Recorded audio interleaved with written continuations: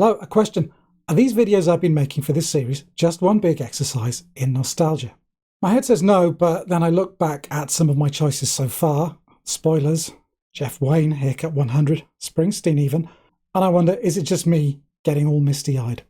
Psychologists have this thing called the reminiscence bump, a clustering of autobiographical memories into a short chunk of time, usually that late teen transition into adulthood, that mark you, becoming you, a period when your sense of self solidifies around the things that contribute most to this transition.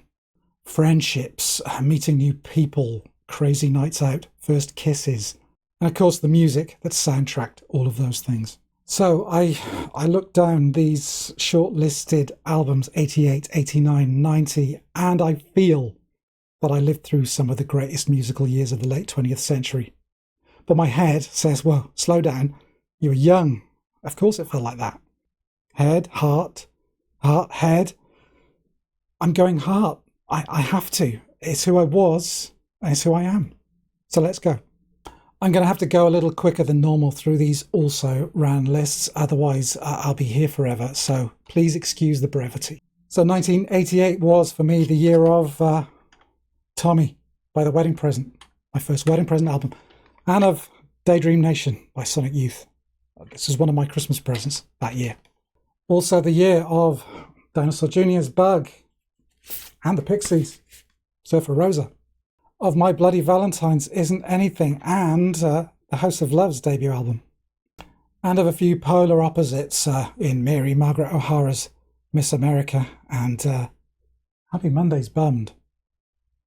Thinking back, a great year. The year I turned 16, the year I finished my exams and left to enrol at the local sixth form college to study for A-levels. The relief, the sense of freedom was intoxicating.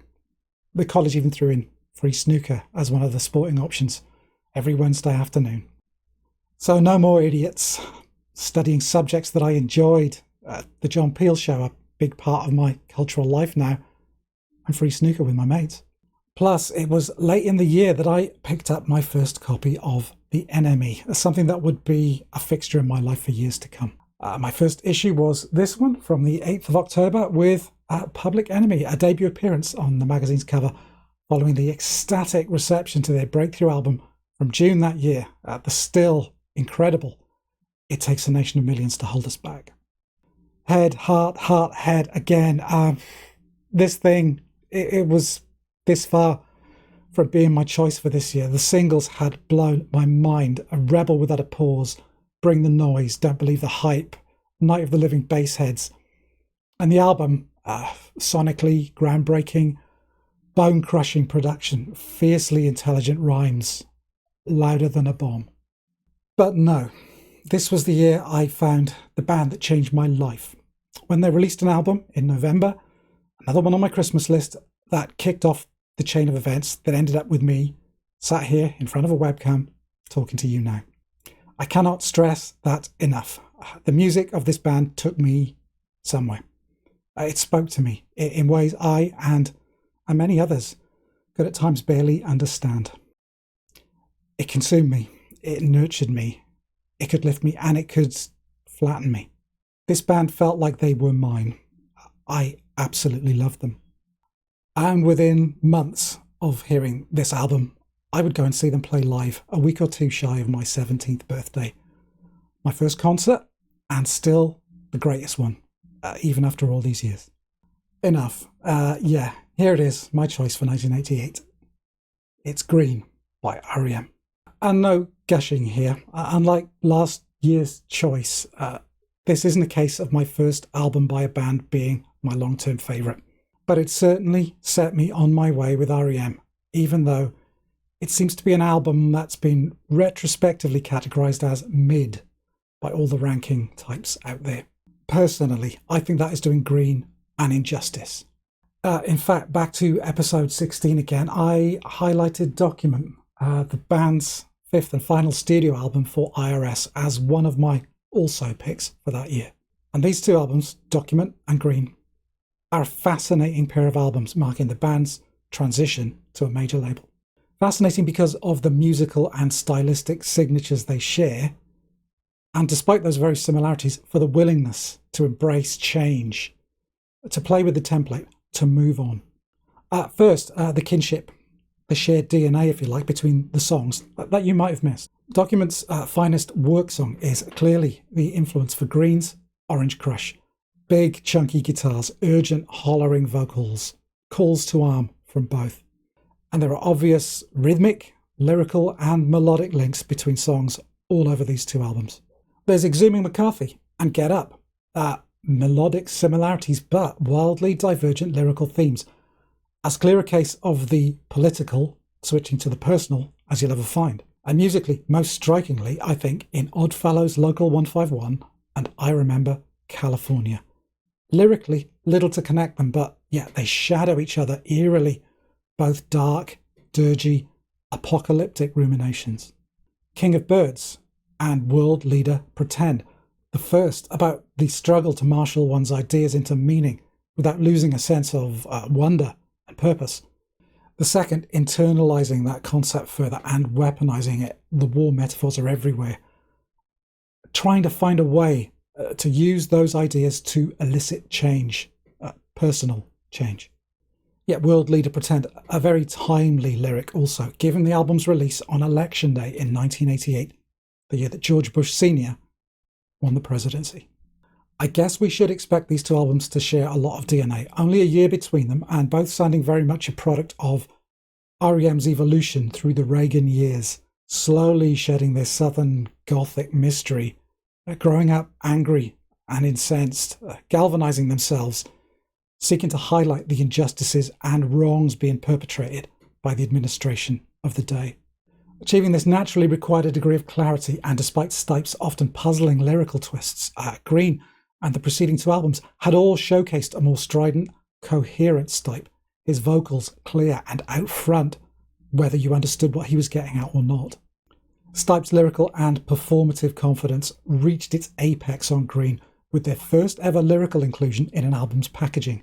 The entire lyric of World Leader Pretend is here for listeners to pore over. And that's where Green really differentiates itself from what came before. A willingness, a directness, a positivity. There's less of the blazing anger, the recurring imagery of fire, for instance, that permeates Document. Instead, there are calls to get up, to stand. This is my life and this is my time.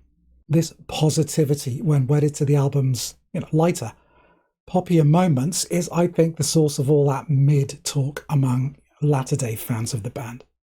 Tracks here like Stand and Pop Song 89 are seen as, lightweight novelty items, seemingly all too willing to forget that this was also the band that gave us singles like Can't Get There From Here, Superman, and It's the End of the World as We Know It. And while I'm sticking up for this side of R.E.M, I'll even defend Shiny Happy People if you let me go on for long enough. It is definitely the case that these moments on Green contribute to it being a slightly unbalanced album, a feeling that's heightened by the tracks here that pointed towards R.E.M's future direction for the next half decade or so. You Are the Everything, The Wrong Child, Hair Shirt. These three mine the folkier, more acoustic, instrument-focused sound that would feature prominently in the band's subsequent releases. Mandolin, accordion, the members switching instruments to inject a feel of spontaneity and naivety into the arrangements. And these are probably the most arresting, most emotionally charged songs on the album, swinging between the collage of childhood memories that swirl around You Are the Everything, the abstract, dreamy loneliness of the incredible The Wrong Child, and the beautiful confessional openness of the pulsing, lilting Hair Shirt. Any of these three songs can reduce me to mush on any given day, even now. And back then, a solitary, wounded little ball of angst and unvoicable hurt. Well, I shed a tear or two to this album. Let's leave it at that.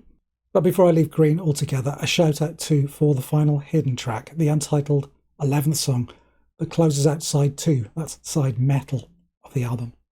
Another song born of instrument swapping in the studio. Peter Buck is on drums here. A joyful, big-hearted love song to close out. This light is here to keep you warm. This song is here to keep you strong. Who the song is addressed to exactly? Who knows? I hear it. I heard it as addressed to me, to the listener. Everything's going to be okay. Don't worry. We're here for you.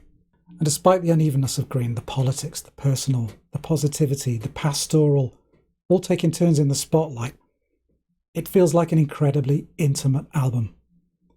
And for a band who were poised to step up to the plate, whose big moment had come, that is something to really cherish.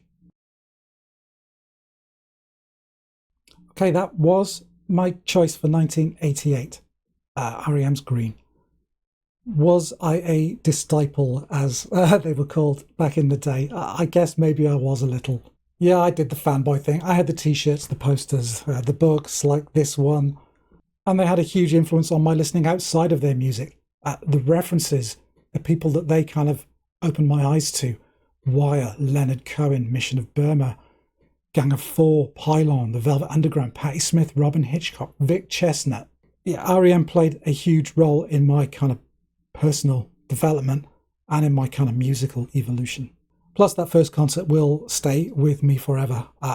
Strange to think that that was probably the last time that you would see R.E.M. in a venue, a kind of a small arena, concert hall type venue ever again. But anyway, what would your choice for 1988 be? Were you into R.E.M. at this period? And if so, what do you think of Green? I know it tends to divide people a little more these days. If you got this far, thanks very much.